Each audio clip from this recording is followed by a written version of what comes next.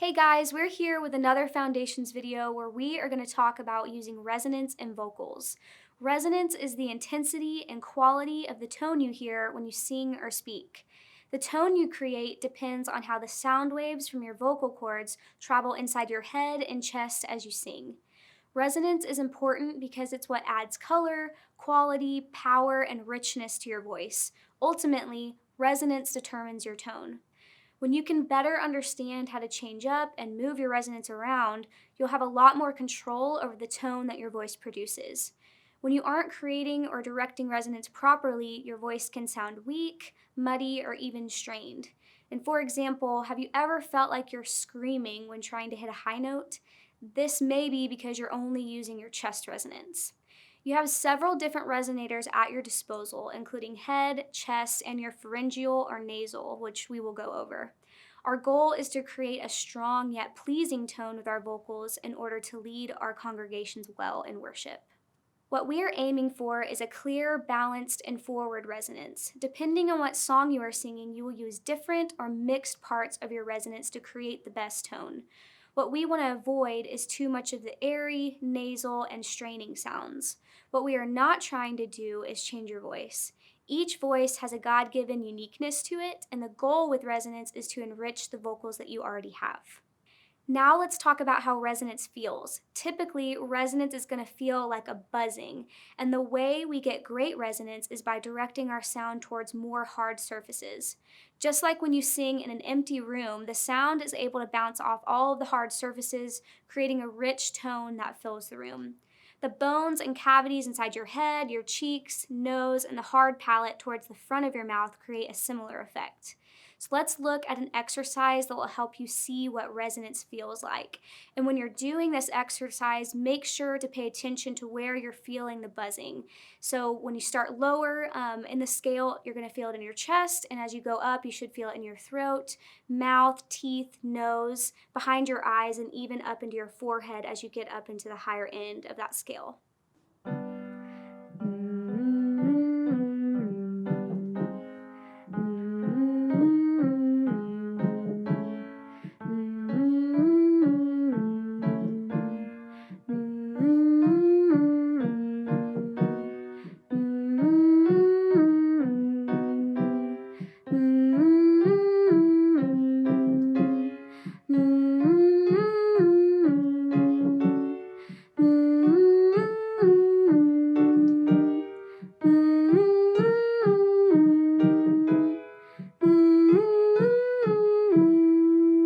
The first resonator we will talk about is the chest. To practice feeling chest resonance, we will do the same exercise as before, but you will be using the word mum instead of humming.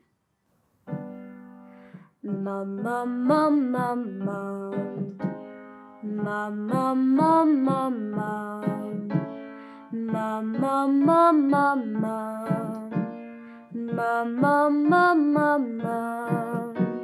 Mum, mum, mum, mum, mum.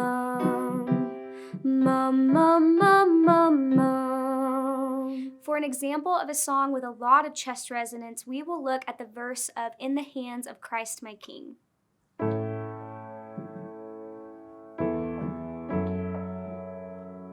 Come, Holy Spirit, move in power. Ignite my heart with your holy fire. Show me the Father, show me the Son.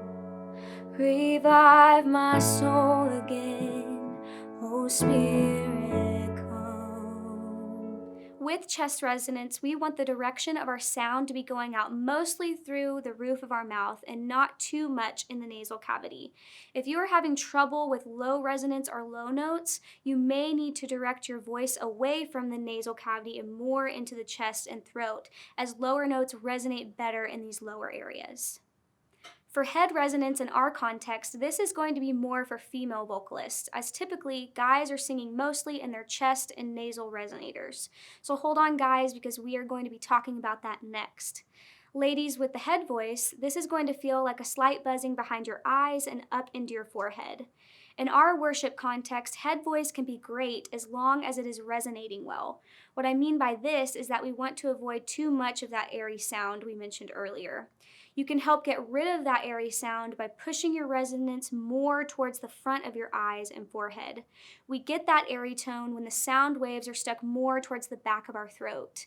Here is an example of starting out with an airy tone and then pushing it forward to get the rich tone that we're looking for.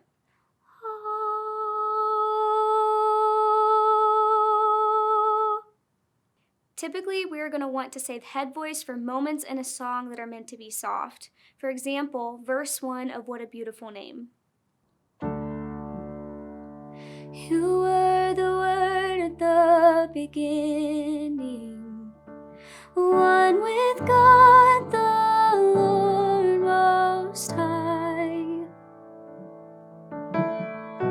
Your hidden glory in creation, and now revealed in you are Christ. As you saw in that example, we start out going up into our head voice for that first verse, but then as the song gains intensity, we're going to jump back down into middle and chest voice because these are the more powerful sounds. If you find yourself only being able to sing a song in your head voice, you either need to change the key to a more comfortable spot in your range, or you can gain more power by learning to use your middle voice, which we will talk about next with nasal resonance. Nasal resonance is going to apply to both guys and girls in our context. Pharyngeal or nasal resonance is where you can find your mixed voice, which is where you combine chest and head voice, and it's what we call mask resonance because it sits right here at the base of your eyes, in your nasal cavity, and at the top of your mouth. Mixed resonance can really help bridge the gap between low and high notes. It enables you to be able to sing higher with more power while still keeping great tone. Let's look at how to activate or feel the middle voice resonance. In this exercise, we are going to be doing a lip roll, going up an octave, and as we go up, we will be shifting our resonance from our chest to our pharyngeal by shooting the air up into our nose.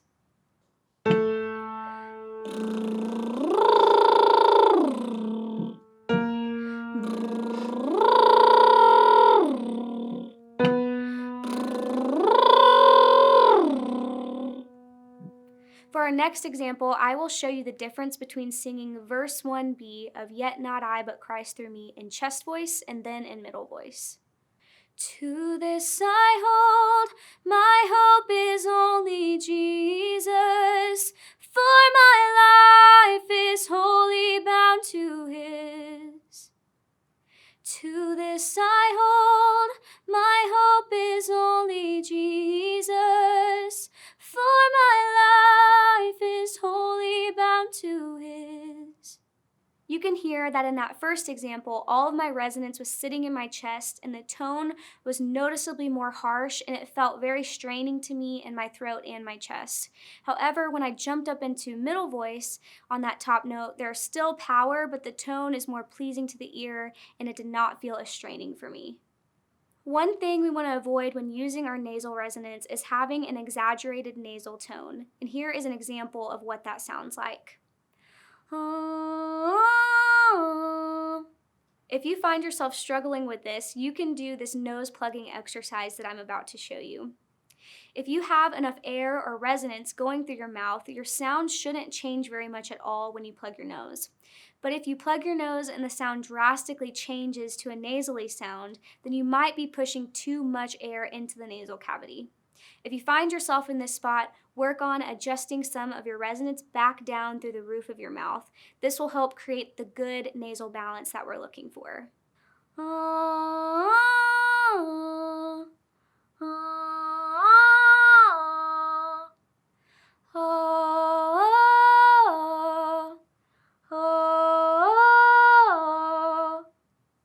Lastly, we really encourage you to be warming up before every rehearsal and set to make sure your voice and each resonator is ready to go.